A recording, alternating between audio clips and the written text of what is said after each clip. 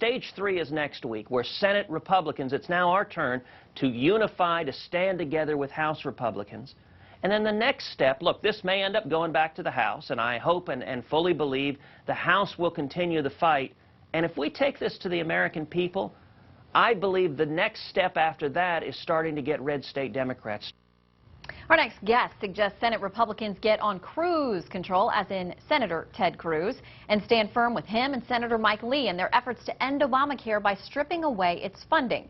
Former vice presidential candidate Governor Sarah Palin joins us live. And Governor, you wrote a blistering op-ed for Breitbart News, in many ways admonishing the GOP establishment. For folks who haven't read it, we want to give them a little piece of this. You wrote, quote, "We'd like to believe that the GOP establishment would applaud the way these bold leaders have rallied to the grassroots to their cause. But no, such praise would require a commensurate level of guts and leadership, and the permanent political class in D.C. is nothing if not gutless and rudderless." You end by saying, a little reminder to Republican senators up for re-election in 2014.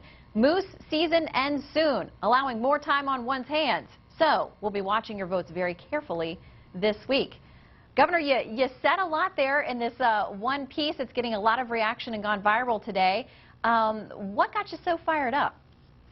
Well, first, someday I'm actually going to tell America what I really think about GOP elephants that would actually turn on a senator who is fulfilling his campaign promises, the same promise that so many GOP candidates made, and that was to defund and repeal and replace with something more sensible and economic, to repeal Obamacare. We finally have a tool to be able to take those steps to repeal, and that's unfunding Obamacare, and that's what Ted Cruz, Mike Lee, and others want to do. So now these GOP elephants that would turn on someone who is trying to fight for the will of the people, for liberty, and for economic justice, if you will, to have those turn on him is extremely disappointing. It's not surprising, though. What is surprising, though, is my dad, who is a science teacher, a natural history teacher. Dad, if you're watching this morning, if you're out of Moose Camp already and you're home, you are a teacher, and you never told me that elephants were cannibalistic. I wish I would have known, and then we would have a different tactic in the way that we do campaign.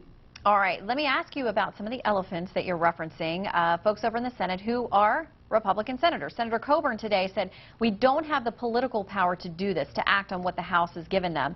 Senator McCain, your former running mate, says to think that we can defund Obamacare in this way is, quote, not rational. We can't succeed because we don't have 67 GOP votes, which is ultimately what they would need to override this if it got through the Senate and got to the president's desk and he vetoed it. So how do you respond to those who say this is a fool's errand?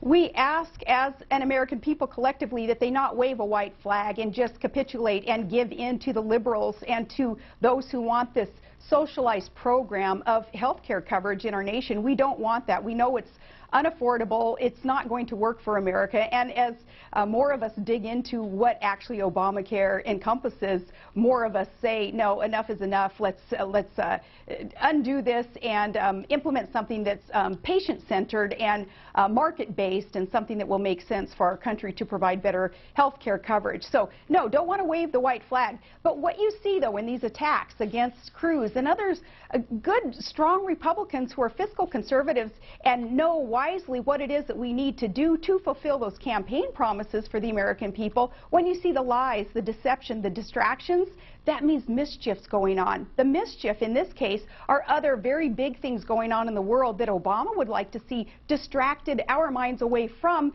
things like, oh, perhaps he'd like to lob missiles into some foreign country's civil war with no intention of having those missiles actually impact the outcome of that war. That is something that is distracting away from the nation's solvency that we must concentrate on. Obamacare is a huge part of our nation's solvency. All right, we are going to hit a break, so I'll have you stick around, but I want to quickly ask you one question if we can get this in. We have a Twitter question that says, do you think the strategy of defunding Obamacare will help the GOP gain control of the Senate in 2014? That comes from Greg. We've seen that there is some hint that it may impact the GOP primaries in 2014. What do you think the impact could be?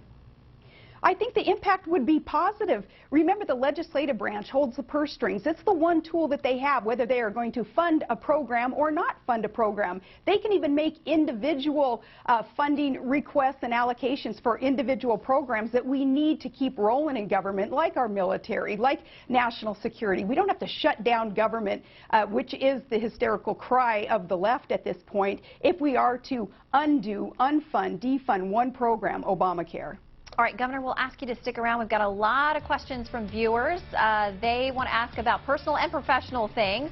A lot of you want to know about the governor's political future, so we will ask her short-term and long-term. Stick around. All right, we are back with former Alaska Governor Sarah Palin and your questions. All right, the first one comes up from Billy Purcell. He asks, we need her in the Senate. Will she ever run? So that brings up the question, Governor, I'm sure you're getting quite a bit about the seat currently held by Mark Begich, a Democratic senator, up in 2014. There's a lot of speculation about the GOP primary, who's in, who's out. Could you possibly be involved in some way? Well, Ted Cruz and more of those good guys need some reinforcements in these midterm elections. They need help to undo so much of what the Democrats are doing. I don't know if it'll necessarily be me, but look at some of the things that we need to undo. Look what came down the pike the other day with EPA regulations that will kill the coal industry, despite the fact that 40% of our electricity comes from coal and will be now importing from countries that don't have environmental or worker safety standards. Ridiculous regulations and law coming down, and even thwarting Congress and their laws via Barack Obama's mandates with these regulations. They need reinforcements, the good guys do, in order to undo these things that will bankrupt our country and make us less secure, certainly less free. Could you be that reinforcement?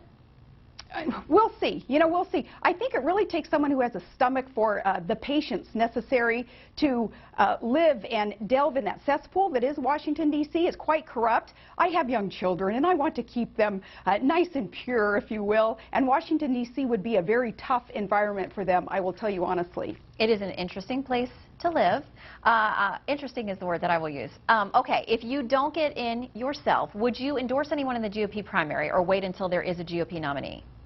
I would endorse someone. I've never been one to shy away from calling it like I see it and putting my money on someone who is willing to serve for the right reasons, do the right thing, and not be a typical go-along-to-get-along politician. Certainly never a rhino.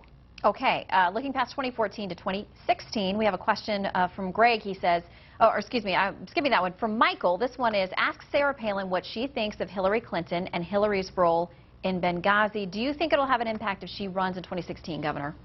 If it doesn't have an impact on the 2016 presidential election, if she is a candidate, then America, I am very disappointed in our electorate, because anyone who would just throw away 200 years of our military ethos and leave our men behind to be murdered in Benghazi, in this case, no, that person should never be considered as a commander-in-chief. That's why I'm so grateful for Congress to be pursuing what happened in Benghazi, getting to the truth of it, because at this point, it still makes a difference what happens in Benghazi, who our commander-in-chief will be, will they support our military, will they defend our Constitution and our republic. Anyone who doesn't understand that and dismisses it as being different, they should not be our commander-in-chief. All right. Governor, always good to see you. Thank you so much for weighing in on many hot topics today. Thank you so much, Shannon.